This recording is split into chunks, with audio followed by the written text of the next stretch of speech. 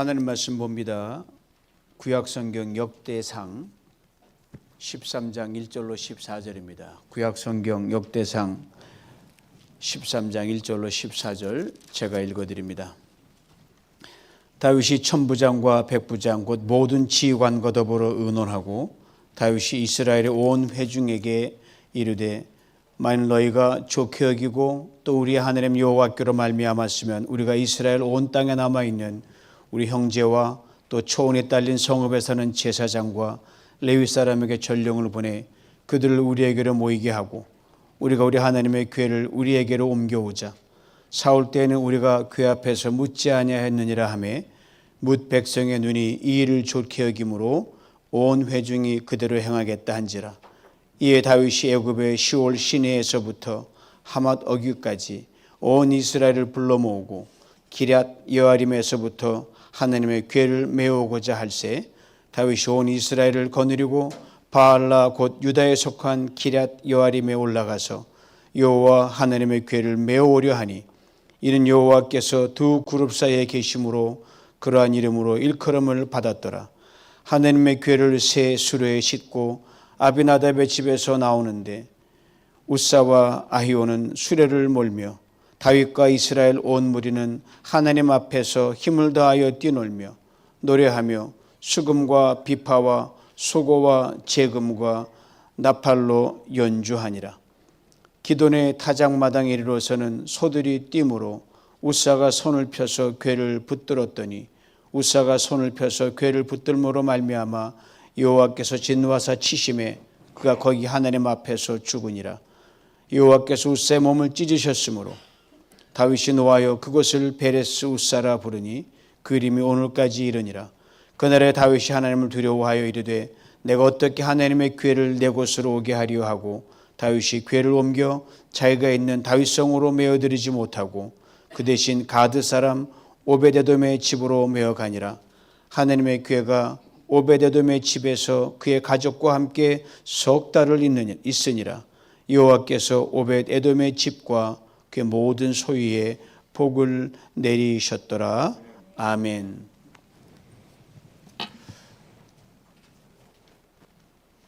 오늘이 3.1절 106주년 기념주일인데 좀 3월 1일 2일이 주일이기 때문에 당겨서 보냅니다. 특별히 행사는 하지 않지만 제가 학교 다닐 때 많이 외웠던 독립선언문 앞구절이 생각이 나는 거예요. 오등은 자해야 조선의 독립국인가 조선의 자주민임을 선언하라. 여러분 많이 들어보셨죠? 그래서 오늘 이 독립선언을 다시 한번 해야 될 것 같아요. 어떻게 하냐면요. 그대로 하면 좀 정치적인 게 있고 이렇게 해요. 오늘은 내가 하나님을 품는 사람이 될 것을 선언하노라. 아시겠습니까? 시작. 오늘은 내가 하나님을 품은 사람이 될 것을 선언하노라. 이게 대단한 사람입니다. 하나님을 품었는데 거기서 무슨 뭐가 나오겠습니까? 하늘을 품은 사람 축복할 수밖에 없고요. 남에게 줄 수밖에 없고요. 왜요? 하늘이 열리거든요.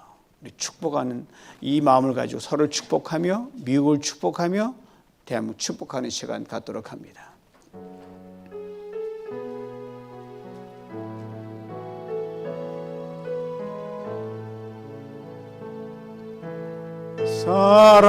사랑하는 자여 내 영혼이 잘됨같이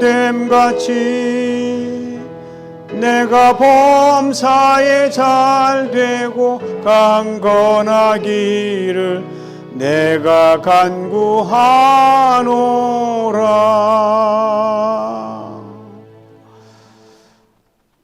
우주보다 크신 하나님을 우리가 품을 수 있을까요? 말이 안 되는 질문을 하고 있는 거죠. 대답은 당근이죠. 우주보다 크신 하나님께서 우리가 품을 수 있을 만큼 우리가 볼 수 있고 들을 수 있고 잡을 수 있고 품을 수 있을 만큼 작게 되셨기 때문에 가능한 겁니다. 그럴 만한 자그마한 성막으로 성전이 되신 것이 바로 그 분명한 증거입니다. 그리고 성막 안에 두신 법궤라는 것, 궤라고도 하고 언약궤라고도 하고 법궤라고도 합니다. 그 법궤 안에 두신 손으로 잡고 품을 만한 크기의 10개명 돌판 두신 게 바로 그 증거입니다. 하늘을 품는다는 것은요, 하늘의 말씀을 품는다는 겁니다. 하늘의 말씀들을 가슴속 깊이 새기는 거예요. 하늘의 말씀대로 살아가는 겁니다. 여러분 잘하고 계시는 거예요. 품을 수 있을 만큼 가까이 계신 하나님을 모세는 수천 년 전에 행한 그의 구별 설교에서 이렇게 분명하게 말해줬어요. 신명기 30장 14절입니다. 오직 그 말씀이 내게 매우 가까워서 내 입에 있으며 내 마음에 있은즉 내가 이를 행할 수 있느니라. 우리 오랜 후에 예수 그리스도의 땅에 우리처럼 사람으로 오셔서, 그리고 지금은 성령으로 오셔서 우리 안에 쏙 들어와 계시니까 품지 않으려도 품을 수밖에 없는 게 하나님입니다.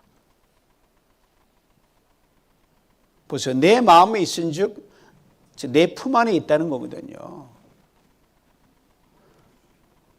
그러나 불과 이스라엘 백성들 하늘의 법궤를 빼앗긴 채 100여년의 세월이 흘러가 버립니다.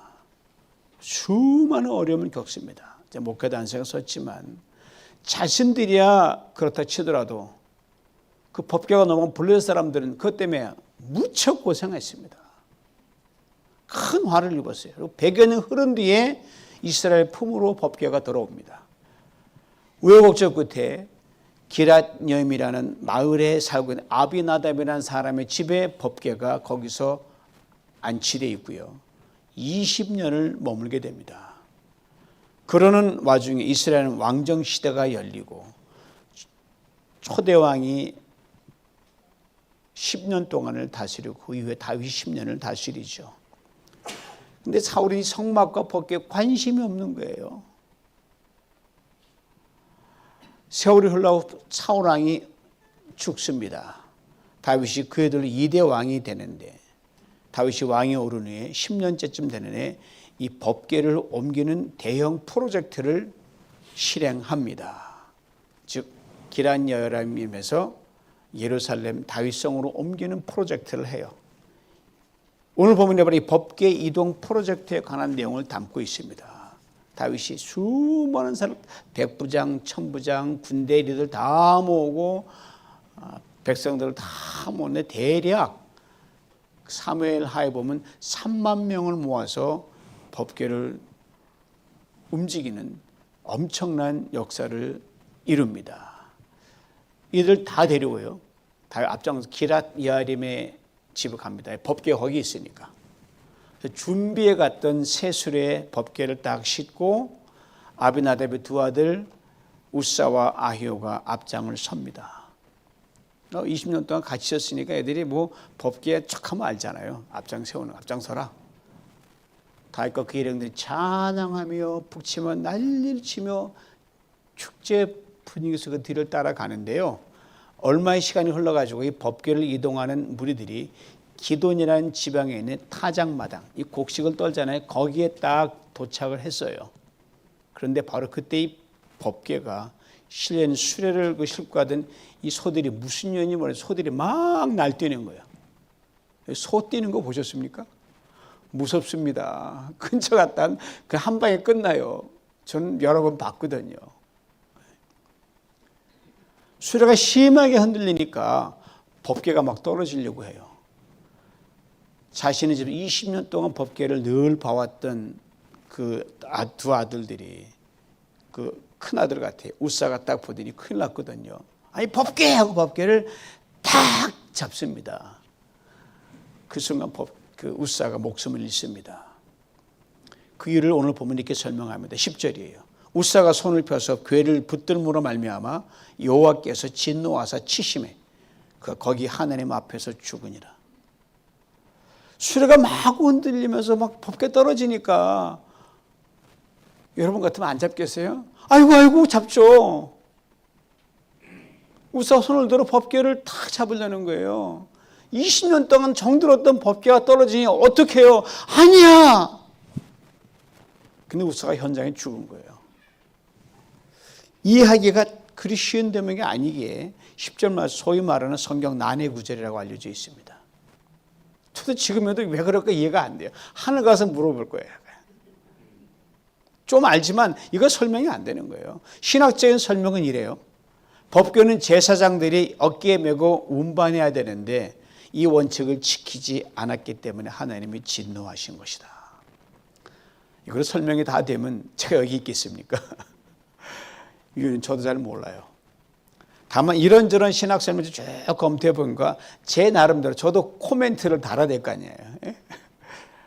제 설명은 이렇습니다. 우사보다는 다윗에게 더 큰 잘못이 있다. 이게 제 설명입니다.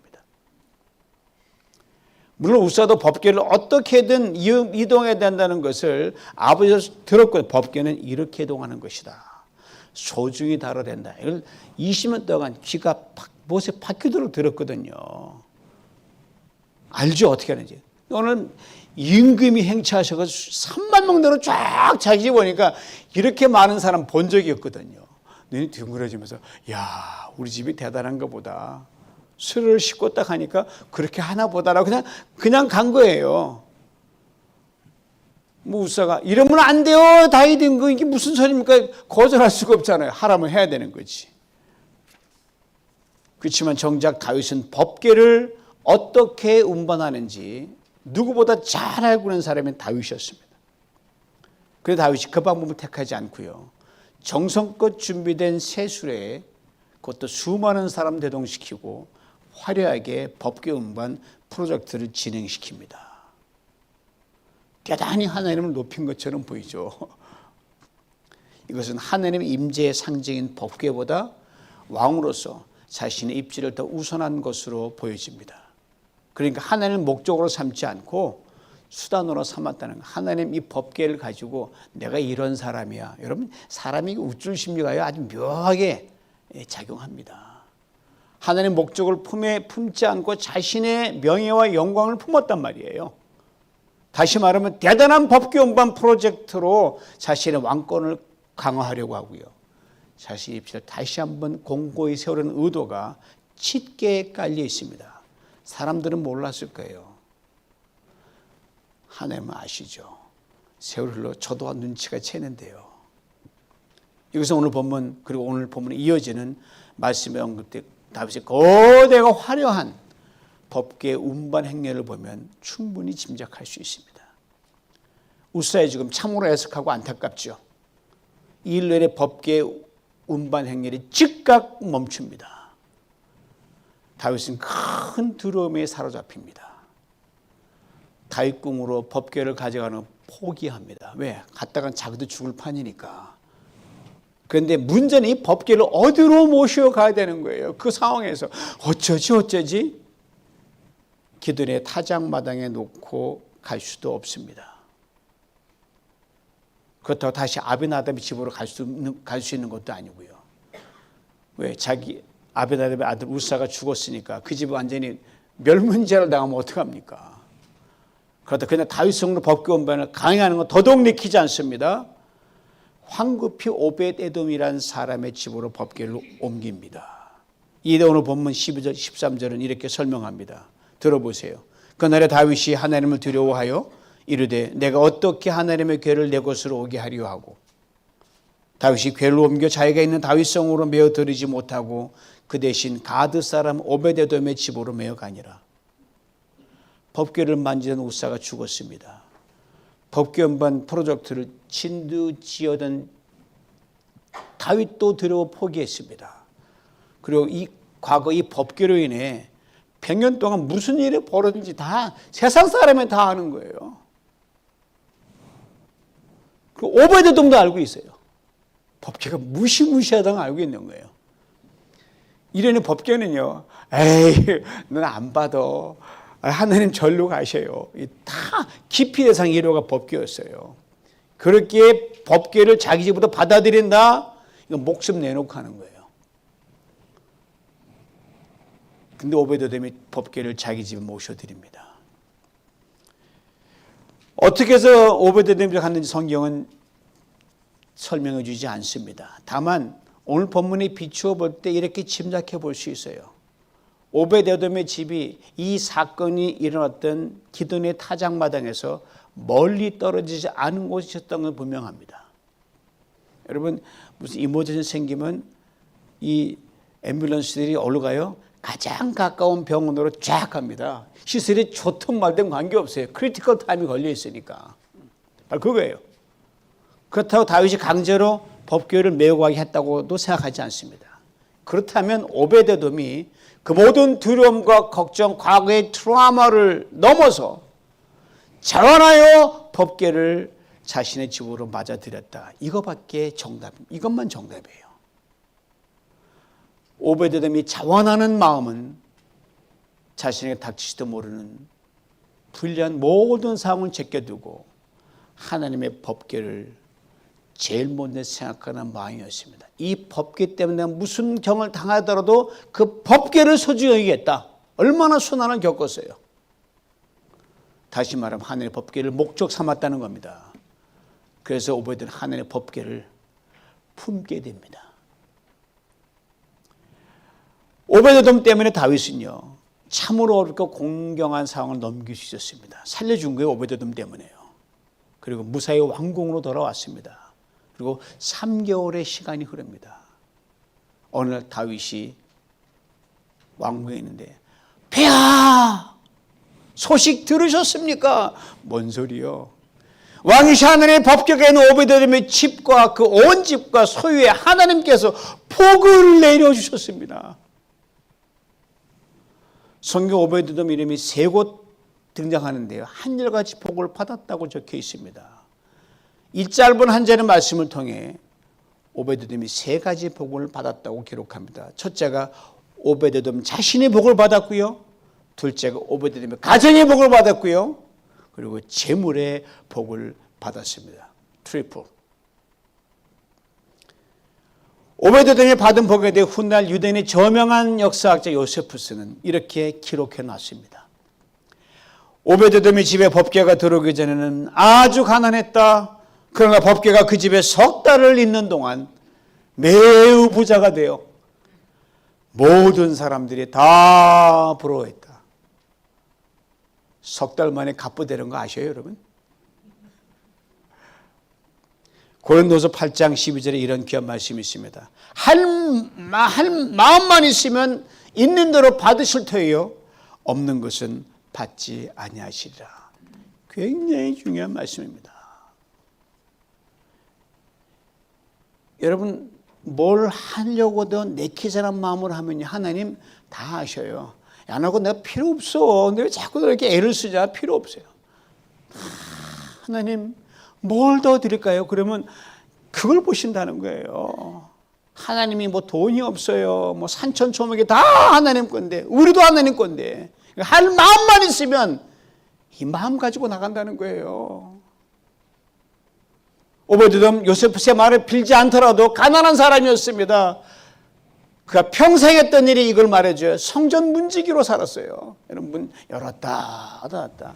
여러분, 고급 식당 가면 나오잖아요. 그 어셔가 가지고 이것만 하는 거야, 하루 종일.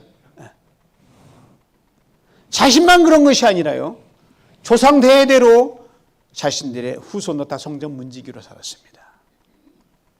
그리고 법궤가 머물렀던 짧은 3개월이라는 시간에 오베데돔이라는 사람은 하나님을 목적으로 삼고 하나님의 전심을 다해 품었기에 상상할 수 없는 복을 누렸습니다. 시편 73편 28절은 이렇게 분명하게 말씀합니다. 하나님을 가까이함이 내게 복입니다. 이 말씀을 제 버전 이렇게 조금 바꿔봅니다. 하나님을 품는 것이 내게 복입니다. 오베데돔이 바로 그 증거입니다. 시편 16편 이전에 또 이렇게 분명히 말씀합니다. 주 밖에는 나의 복이 없습니다. 하나님께서 오베데돔의 집안에 복을 주었다는 소식을 들은 다윗, 그제서야 후회가 막 밀려옵니다. 남 잘 되면 내가 받은 그런 마음 다 들잖아요. 저도 마찬가지예요. 여러분 잘 되면 나도 잘 돼야 되는데 그러거든요. 누구나 인지상정이에요. 나쁜 게 아니에요. 그때 내가 법궤를 그러면 한번 기도내서 회개 기도하고 예루살렘으로 가져왔어야 되는데 그리고 급하게 준비를 차리고요. 오베데돔 집으로 달려갑니다. 그리고 오베데돔의 집에 있던 법궤를 사람들이 어깨에 메어 가지고 예루살렘으로 올라옵니다. 전 이 대목에서 다윗이 법궤를 다시 가져오면 무슨 생각을 했을까 궁금한 거예요. 3개월 전 법궤를 옮기다가 사람이 주는 걸 봤거든요. 엄청난 경험을 했던 다윗. 그는 분명 하나님이 겸손히 기도했을 것이라고 생각합니다. 주님 3개월 전에는 정말 경솔했습니다.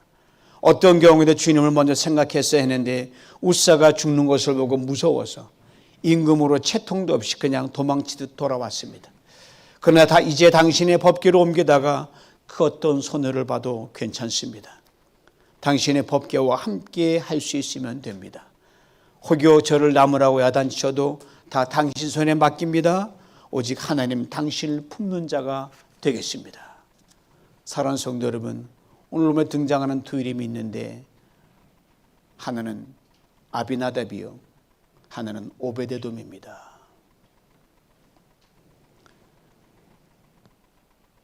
이 아비나답의 집에 20년 법궤가 머물렀습니다. 오베데돔의 집에는 딱 석 달 머물렀습니다. 근데 성경은 오벳에돔에 대해서만 이렇게 증거하고 있습니다. 하나님께서 오베데돔의 집과 그 모든 소유에 복을 내리셨도다. 아비나답도 귀한 사람이죠. 그도 분명 나름 20년 동안 은혜와 복을 누렸음에 틀림없지만 성경 유독 오베데돔에게만 복이라고 이렇게 적어놓고 있습니다. 우리는 한 가지 분명을 깨닫게 됩니다. 바로 하나님의 복은요, 물리적인 시간과 양에 비례하지 않는다는 겁니다. 인간적인 관점 20년, 3개월 게임이 안 돼요. 여러분 이민생활 많이 한 분의 이민생활 얼마 안 된 사람 우습게 보이잖아요. 아유, 그죠? 여기 50년 많잖아요. 그러면 존경스럽거든요. 얼마 안 된 사람이 미국이 어떻게 그러면 우습잖아요. 20년과 3개월 게임이 안 되지 않습니까? 그러나 오베데돔이 석 달 동안 하나님의 법궤와 동행하면서 하나님을 품고자 하는 그 정성과 열정, 아비나답의 20년을 능가했습니다. 신앙의 오랜 경륜과 경험 소중합니다. 그러나 이것만이 하나님의 복을 가져오는 보증수표는 결코 아닙니다. 오직 오늘과 내일, 우리 앞으로 살아가는 시간 동안 하나님을 얼마나 뜨겁게 집중해서 사랑하고 마음과 뜻과 정성을 다하여 품으며 살아가느냐, 이것이 무엇보다 중요합니다. 주님이 말씀하십니다. 사랑하는 아무개야, 거기 자기 이름을 넣으시면 돼요. 온 우주를 다 동원해도 나를 담을 수 없다는 솔로몬의 기도를 기억하라. 이 땅에 어떤 큰 교회도 나를 담을 수 없다. 그러나 나는 세상에 어떤 큰 예배당보다도 내 품속에 들어가기를 더욱 원한다. 우주를 다 동원해도 담을 수 없는 나를 품을 수 있는 내가 되기를 원한다. 내 삶의 모든 공간이 나를 품는 공간이 되게 하라. 그것이 바로 오베데돔의 마음이었다. 우주를 다 동원해도 담을 수 없는 나를 품을 수 있는 내가 되기를 원한다. 오베데돔의 누린 복이 너의 복이 될 것이다. 오베데돔, 이름의 뜻이 에돔의 종놈이란 뜻입니다. 이스라엘의 종도 아니고요. 여러분, 좋은 나라에 살면 종도 팁도 많이 받거든요. 제 삼국 가면 그냥 국물도 없어요. 좋은 나라 살면 개도 얼마나 호강합니까? 그잖아요. 이방 족속의 종입니다. 그렇습니다. 오베데돔 천민 출신입니다. 바닥 인생입니다. 내셨거든 인생입니다. 어찌된 영문인지 그러나 하나님을 알고 믿게 되었습니다. 이스라엘 공동체에 들어오게 됩니다. 성전 문지가 됩니다. 평생 되도록. 그러나 이 오베데돔이 하나님을 품었습니다. 매일 법궤를 보면서 출애굽기에서 가나안이기까지 이스라엘 민족이 행하신 일들을 품고 되새겼습니다. 그 석 달 동안 오베데돔 아마 밥 먹고 화장실 가는 걸 빼놓고는 이 하나님을 품고 되새기면서 묵상하느라 시간 가는 줄은 몰랐을 줄 압니다. 이렇게 고백합니다. 나와 내 집안이 무엇이기에 이 하나님을 품게 되었을까? 나와 내 집안이 무엇이기에 이 하나님의 울타리가 되었을까? 이 하나님의 법궤를 지키는 문지기가 되었을까?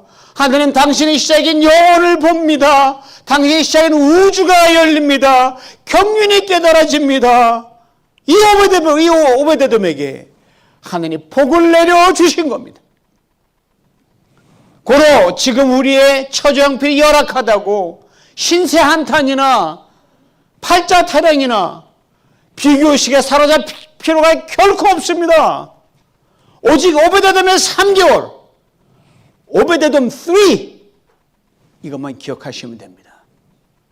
오늘 이 3개월을 오베데돔처럼 하나님의 온 마음과 뜻과 정성을 다해 품으며 살아가 보십시오. 그렇게 하나님을 품고 지낸 석 달, 평생 갑니다. 훗날 말씀이신 하나님을 우리에게 보여주신 예수 그리스도, 우리 주님의 생명처럼 품으면서 살아갔던 사람이 또 한 사람이 있습니다. 바울이에요. 그러게 저는 바울을 신약의 오베데돔이라고 그렇게 부릅니다. 그 고백을 들어보시기 바랍니다. 우리가 이 보배를 질그릇에 담았습니다. 우리가 예수를 품었다는 말이에요. 내가라고 하지 않고요, 우리라고 했습니다. 왜요? 나도, 여러분도, 우리 모두 예수를 믿지 않습니까? 그리스도의 우리 안에 계시기 때문입니다. 예수 때문에 우리는 이미 하나님을 품고 있습니다. 이렇게 말씀으로 품고 있습니다. 품으려면요, 확실하게 품어야 됩니다. 제대로 품어야 됩니다. 가득 품어야 됩니다. 꽉 품어야 됩니다. 오베데돔이 이제 하늘에 증언하잖아요. 뉴전교회 성도님들이요, 석 달이면 하나님을 품는 것이 체질이 됩니다. 화이팅! 그렇게 평생 이어지길 축복합니다. 그리고 오베데돔 받아들인 복을 다 평생 받아들이길 주님 이름으로 축원합니다. 전능하신 하나님 모시옵소서. 지그릇같이 여기저기 죄와 허물과 실수로 깨어진 우리 한 사람을 은혜와 긍휼을 덮으사 지난날 그토록 사랑해 주신 하나님 감사합니다. 그 사랑은 오늘도 사랑해 주시고 내일 평생토록 사랑해 주심을 믿습니다. 솔로몬 성전을 하늘 초라하게 만드는 오늘의 화려한 교회 건물들을 바라보면서 우주를 다 덩어리에 담을 수 없는 주님을 품는 이 시대의 오베데돔으로 살아가기를 원합니다. 그래야 갇힌 자 같으나 한없이 자유하며 잃은 것 같으나 많은 것을 얻고 손해본 것 같으나 돌아보니 큰 이익이요, 약하나 결코 약해지지 않고 하늘이 열리는 신비한 영험을 맛보는 은혜와 축복을 평생 누리며 살게 하여 주시옵소서. 우리를 부유케 하시기 위하여 가난하게 되신 주 예수 그리스도의 이름으로 기도하옵나이다. 아멘.